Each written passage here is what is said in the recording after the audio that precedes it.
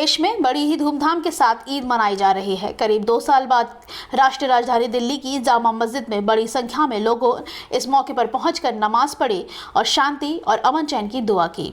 देश के बाकी हिस्से में भी इसी तरह भारी संख्या में लोगों ने मस्जिद और ग्राउंड्स में पहुंचकर ईद के मौके पर नमाज पढ़ी है। इससे पहले कोरोना के दौरान पिछले 2 वर्षों में ईद के वक्त लगातार यही अपील की जा रही थी कि वे अपने घरों में ही नमाज पढ़ें।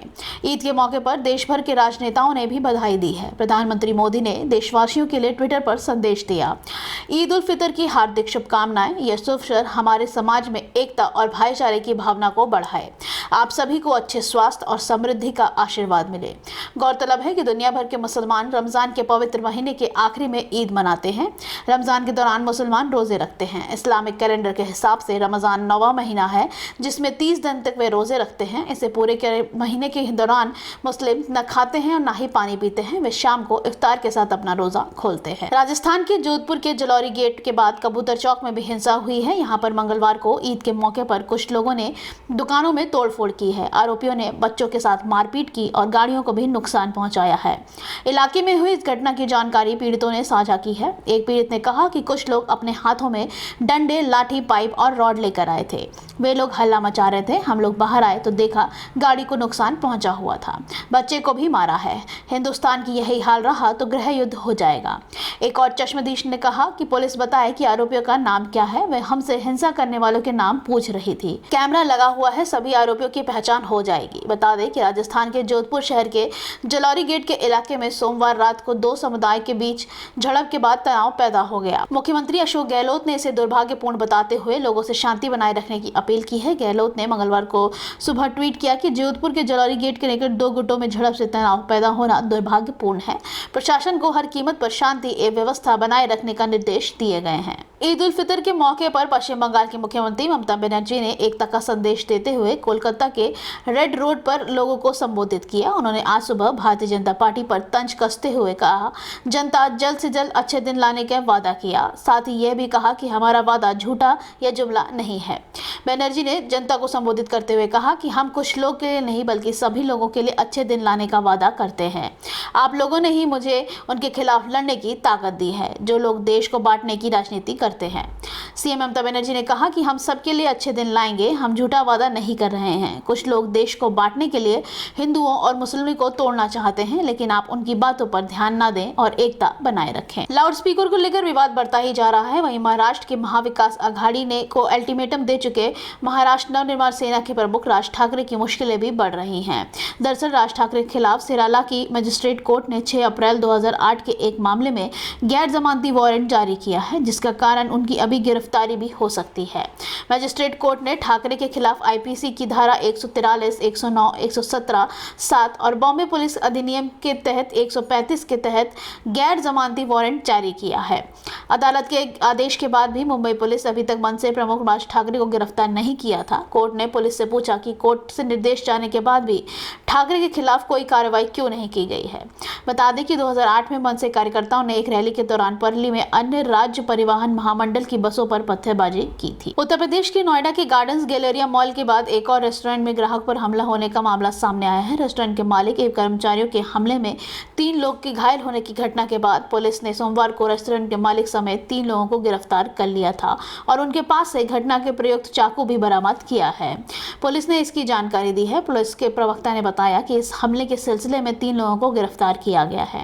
उन्होंने बताया कि पकड़े गए लोगों की पहचान रेस्टोरेंट मालिक अजय जायसवाल, रेस्टोरेंट में काम करने वाले सनी और 16 साल के एक नाबालिग के तौर पर की गई है। पुलिस ने बताया कि शैलेंद्र नामक व्यक्ति ने थाना फेस 1 में मुकदमा दर्ज करवाया है कि सेक्टर 15 में स्थित एक रेस्टोरेंट में वे अपने दोस्त रोहित और विशाल के साथ रविवार की रात को खाना खाने गया था, जहां रेस्टोरेंट के मालिक और कर्मचारियों ने उनके साथ झगड़ा किया तथा मारपीट कर धारदार हथियार से हमला किया, जिसमें रोहित और विशाल गंभीर रूप से घायल हो गए हैं। कांग्रेस के पूर्व अध्यक्ष राहुल गांधी की निजी यात्राएं अक्सर किसी न किसी कारण सुर्खियों में रहती है। अभी भी उनके नेपाल दौरे से जुड़ा एक वीडियो सोशल मीडिया पर खूब वायरल हो रहा है। दरअसल भाजपा के के आईटी प्रभारी अमित मालवीय ने राहुल गांधी का यह वीडियो शेयर किया है, जिसमें वे नेपाल के जाने माने नाइट क्लब में पार्टी करते हुए नजर आ रहे हैं। बता दें कि मालवीय के अलावा बीजेपी के कई नेताओं ने इस वीडियो को शेयर करते हुए कांग्रेस और राहुल गांधी पर निशाना साधा है। मिली जानकारी के मुताबिक यह वीडियो नेपाल में स्थित लॉर्ड ऑफ द ड्रिंक्स का क्लब है। भाजपा नेता और प्रवक्ता शहजाद पूनावाला ने कहा कि राहुल गांधी क्या कर रहे हैं यह उनका पर्सनल मैटर है, लेकिन इस वक्त जोधपुर में अशांति फैली है, राजस्थान हिंसा की आग में जल रहा है, जहां कांग्रेस की सरकार है और राहुल गांधी चिंता व्यक्त करने की जगह नेपाल में पार्टी कर रहे हैं। दिल्ली बीजेपी ने फिर केजरीवाल सरकार के स्वास्थ्य मॉडल पर सवाल उठाए हैं। दिल्ली के बीजेपी अध्यक्ष आदेश गुप्ता ने मांग की है कि दिल्ली सरकार पिछले 2 सालों में राजीव गांधी सुपर स्पेशलिस्ट अस्पताल में 200 से अधिक हृदय रोगों की मौत की जांच की रिपोर्ट सार्वजनिक करे। इसके साथ ही दिल्ली के बीजेपी अध्यक्ष ने कहा कि गुजरात में सीएम अरविंद केजरीवाल ने दावा करते हुए कहा है कि दिल्ली के सरकारी स्कूलों में झुग्गी झोपड़ियों के बच्चों के साथ राजनेताओं, अधिकारियों और न्यायाधीशों के बच्चे पढ़ते हैं। इन सभी बच्चों की लिस्ट को भी तैयार करके सार्वजनिक किया जाए। मीडिया से बात करते हुए दिल्ली बीजेपी अध्यक्ष ने कहा कि सीएम केजरीवाल दिल्ली के शिक्षा और स्वास्थ्य मॉडल के दावे खोखले हैं, क्योंकि आरटीआई के जवाब पता चला है कि राजीव गांधी सुपर स्पेशलिस्ट अस्पताल में 235 लोगों की मौत उनके शरीर में गलत और डुप्लीकेट स्टंट के कारण हुई है। दिल्ली में कोयले की कमी से आ रहे बिजली संकट को लेकर दिल्ली सरकार ने केंद्र को एक लेटर लिखा था, जिस पर केंद्रीय ऊर्जा मंत्री और आर के सिंह ने जवाब देते हुए कहा था कि दिल्ली सरकार गलत जानकारी देकर लोगों को गुमराह कर रही है। वहीं केंद्रीय मंत्री इस जवाब पर दिल्ली के ऊर्जा मंत्री सत्येंद्र जैन ने कहा कि दिल्ली सरकार ने अपने पत्र में जिन आंकड़ों का उल्लेख किया था वे केंद्र द्वारा प्रतिबंधित राज्य ऊर्जा पोर्टल की ही है। सत्येंद्र जैन ने केंद्र सरकार को जवाब देते हुए कहा कि मैं आपको सूचित करना चाहता हूं कि दिल्ली के एनसीटी को बिजली की आपूर्ति करने वाले कुछ एनटीपीसी स्टेशनों के लिए मेरे पत्र दिनांक 28/4/2022 में उल्लेखित आंकड़े दैनिक कोयला रिपोर्ट पर आधारित थे, जो भारत के सरकार के राष्ट्रीय पावर पोर्टल से लिए गए हैं। महाराष्ट्र, यूपी के बाद अब दिल्ली में भी लाउडस्पीकर विवाद का मामला सामने आया है। पश्चिमी दिल्ली के सांसद और बीजेपी नेता प्रवेश साहिब सिंह वर्मा ने दिल्ली के उपराज्यपाल और अनिल बैजल से लाउडस्पीकर पर उत्तर प्रदेश की तर्ज में दिल्ली में कार्रवाई करने की अनुरोध किया है। बीजेपी सांसद ने यह लेटर एलजी के अलावा पुलिस आयुक्त राकेश अस्थाना और नगर आयुक्त को भी भेजा है, जिसमें बीजेपी सांसद ने लिखा है कि सुप्रीम कोर्ट के आदेश के अनुसार सभी धार्मिक स्थलों पर लाउडस्पीकर को या तो हटा दिया जाना चाहिए या आवाज कम रखा जाना चाहिए, ताकि परिसर में आवाज सुनाई देती रहे और शांति भंग ना हो, क्योंकि छात्रों को गंभीर रूप से बीमार मरीजों और आसपास के लोगों को काफी परेशानी होती है। बीजेपी सांसद ने कहा कि यूपी सरकार ने सुप्रीम कोर्ट के आदेश का उचित रूप से पालन किया है, इसी तरह अन्य राज्यों को भी करना चाहिए।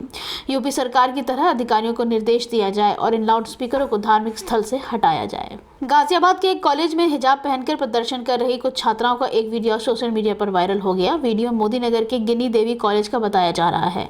सूत्रों के मुताबिक कॉलेज परिसर में टैबलेट बांटे जा रहे थे। छात्राओं का आरोप है कि उन्हें हिजाब में टैबलेट नहीं लेने दिया गया। इसके बाद वे कॉलेज परिसर से बाहर आए और विरोध प्रदर्शन कर सड़क पर हंगामा शुरू कर दिया। गाजिया पुलिस ने बताया कि घटना सोमवार की है और छात्राओं के साथ शांत कराया गया और उन्हें घर वापस भेज दिया गया है। कॉलेज प्रशासन के इस मुद्दे पर अपना रुख स्पष्ट करते हुए कहा कि छात्राओं को कॉलेज के बाहर जो कर रही थी उनसे उनका कोई मतलब नहीं है। कॉलेज प्रशासन ने कहा कि हम कॉलेज परिसर में टैबलेट वितरित कर रहे थे। लगभग 59 टैबलेट वितरित किए जाने थे। कुछ छात्राओं ने यूनिफॉर्म नहीं पहने थे। उन्हें ड्रेस कोड का पालन करने के लिए कहा गया था, जिससे वे नाराज हो गई। हम चाहते हैं कि वे कॉलेज के अंदर यूनिफॉर्म पहने और वे परिसर के बाहर क्या कर रही हैं, ये हमारे चिंता का विषय नहीं है।